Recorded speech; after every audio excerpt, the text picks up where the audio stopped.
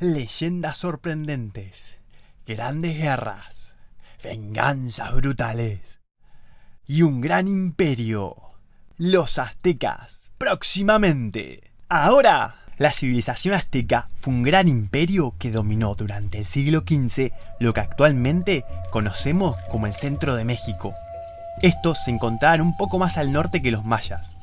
Sin embargo, se cree que esta civilización comenzó a desarrollarse en algún lugar entre el norte de México y el sur de los Estados Unidos llamado Aztlán.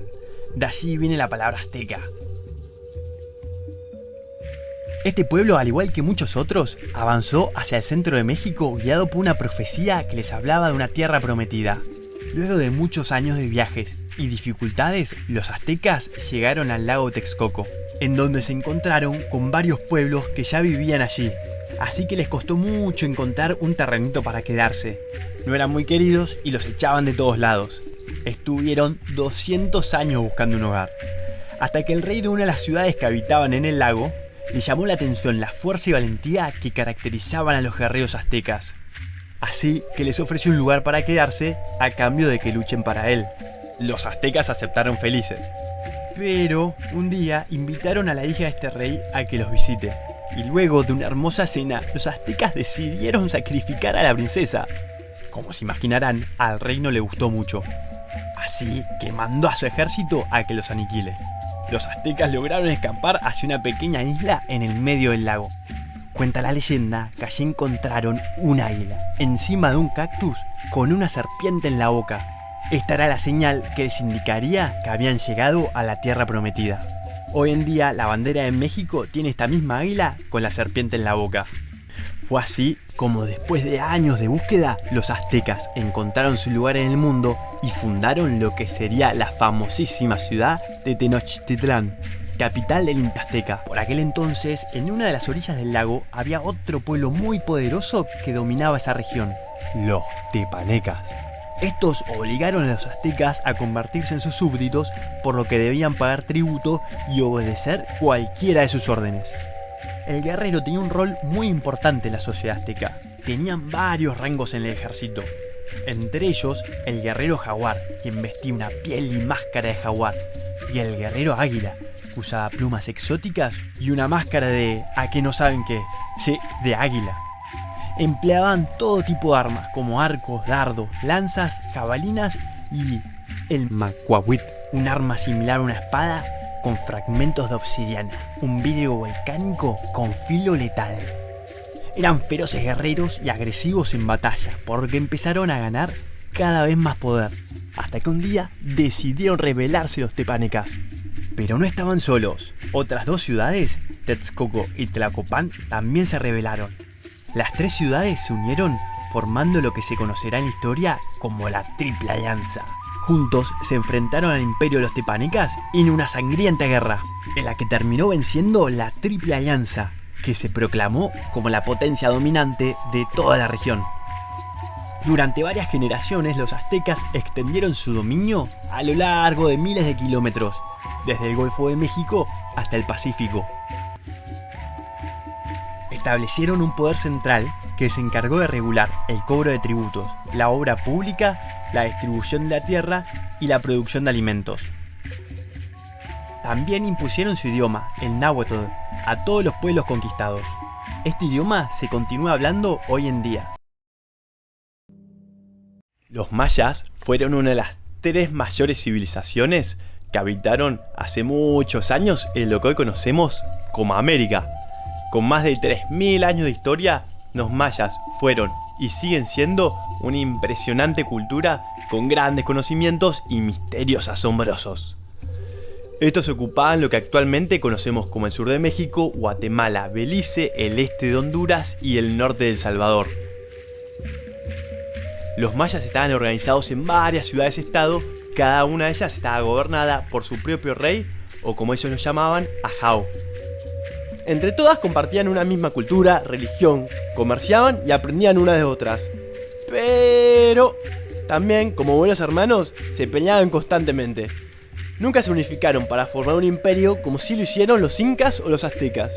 Al mismo tiempo que los griegos formaban sus polis en Europa, en América, las pequeñas aldeas de los mayas se transformaban en grandes ciudades. Este hecho da comienzo al periodo preclásico en el año 750 a.C. En este tiempo realizaron imponentes construcciones, como palacios de piedra, inmensas pirámides e incluso estadio de fútbol. Bueno, no estadio de fútbol, pero sí eran espacios en los que se jugaba un deporte con una pesada pelota de caucho a la cual había que hacer pasar por un pequeño aro usando solamente las caderas, las rodillas y los codos. Las reglas podían variar un poquito entre diferentes ciudades. El equipo perdedor, en lugar de descender, podía ser sacrificado. O en realidad el equipo ganador, no se sabe bien. Los mayas continuaron desarrollándose hasta llegar a su máximo crecimiento en el periodo clásico. Mientras los romanos ocupaban casi toda Europa, en América la población maya había crecido enormemente, al igual que sus ciudades y construcciones.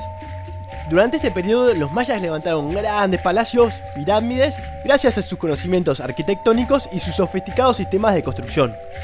Un ejemplo de esto es el increíble templo del Gran Jaguar, que medía 47 metros. Son más de 24 personas puestas una encima de la otra.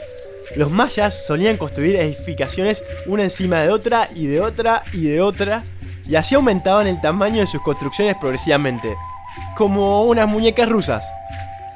También eran unos increíbles artesanos, tallaban puertas, paredes y columnas de sus edificios.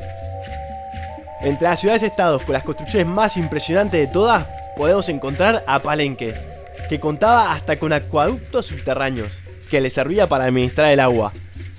O la ciudad de Tikal, con cerca de 3.500 construcciones y docenas de templos.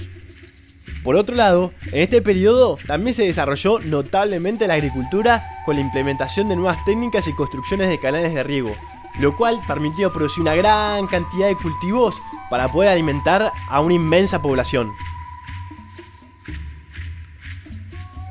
Sin embargo, por el año 900 después de Cristo, esta increíble civilización empezó a desaparecer. Los científicos no están seguros de las causas. Algunas hipótesis dicen que puede deberse a la sobrepoblación, las guerras entre las ciudades, grandes sequías o sobreexplotación de la tierra que redujo la producción de alimentos. Quizás fueron varias de estas causas. Lo que sabemos es que sus formidables ciudades fueron abandonadas y con el tiempo fueron invadidas poco a poco por la jungla. El resto puede que permanezca un misterio para siempre. Una parte de la población se dirigió hacia el norte, donde construyó nuevas ciudades con una excelente red de caminos conectados. La ciudad más notable que se construyó en ese periodo fue Chichén Itzá, que tenía hasta un observatorio para ver las constelaciones y los fenómenos astronómicos. Pero, al igual que sucedió antes, colapsó misteriosamente. Aún así, el pueblo maya siguió poblando el centro del continente americano. Pero ya no más en grandes ciudades, sino de forma aislada en pequeñas aldeas. A los españoles incluso le tomó más de 200 años en conquistar todo el territorio ocupado por estos grupos mayas. El más extenso de todas las civilizaciones precolombinas. Lo que construyeron la gran ciudad de Machu Picchu. ¡El pueblo del sol! Bueno, si todavía no sabes de quién hablamos, es porque no conoces nada del gran imperio Inca, la gran civilización de las montañas. Vamos a empezar desde el principio. El gran imperio Inca, el más grande de todos los imperios precolombinos. Los incas se establecieron en el Valle de Cusco alrededor del año 1200. La leyenda cuenta que los primeros ancestros fueron creados por el dios Inti, en una cueva conocida como Tombotoco, uno de los mejores nombres de la historia.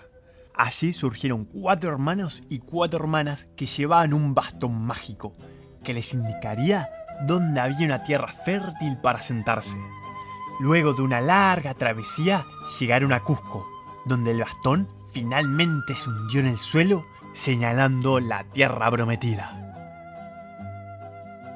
Por el año 1438, los incas fueron atacados por una tribu vecina llamada Chanca. El rey inca, muy valiente de su parte, salió huyendo. Por suerte, uno de sus hijos se quedó para enfrentar a los invasores. Y no solo eso, sino que también los venció. Es así que se convirtió en el nuevo soberano del pueblo inca y adoptó el nombre de Pachacútec, el grandioso, el conquistador, el derribador del espacio y tiempo, Pachacútec. Y no solo fue gobernador del estado inca, sino que además lo transformó en un imperio. Emprendió una colosal campaña de conquista, gracias a la cual amplió notablemente el territorio de los incas, y lo organizó en 4 regiones o suyus, que respondían a él y debían pagar tributo a cambio de protección. Llegaron a dominar lo que hoy es Perú, Bolivia, Ecuador, norte de Chile, noroeste de Argentina y sur de Colombia, respetando las particularidades locales, aunque impusieron su lengua, el quechua. Fue durante el reinado de Pachacútec que se construyó el famoso Machu Picchu, una ciudad tan escondida en las montañas que recién en el siglo XX, cientos de años después de llegar a los españoles, el resto del mundo descubrirá su existencia. Los sucesores de este gran inca, su hijo y su nieto, continuaron expandiendo el imperio en los años siguientes, llegando a cubrir una superficie de millones de kilómetros, la cual unieron con una extensa red de caminos y puentes colgantes, que aprovechaban para movilizar las tropas del ejército, mercaderías y enviar importantes anuncios a lo largo de toda la región. Habían establecido un sistema de mensajería en el cual unos jóvenes muy entrenados, conocidos como chasquis, corrían grandes distancias de un puesto a otro pasándose el mensaje, como en una carrera de postas. Esto permitió que los anuncios importantes recorran largas distancias a grandes velocidades. Si hay algo que no le podemos negar a los incas es su tenacidad.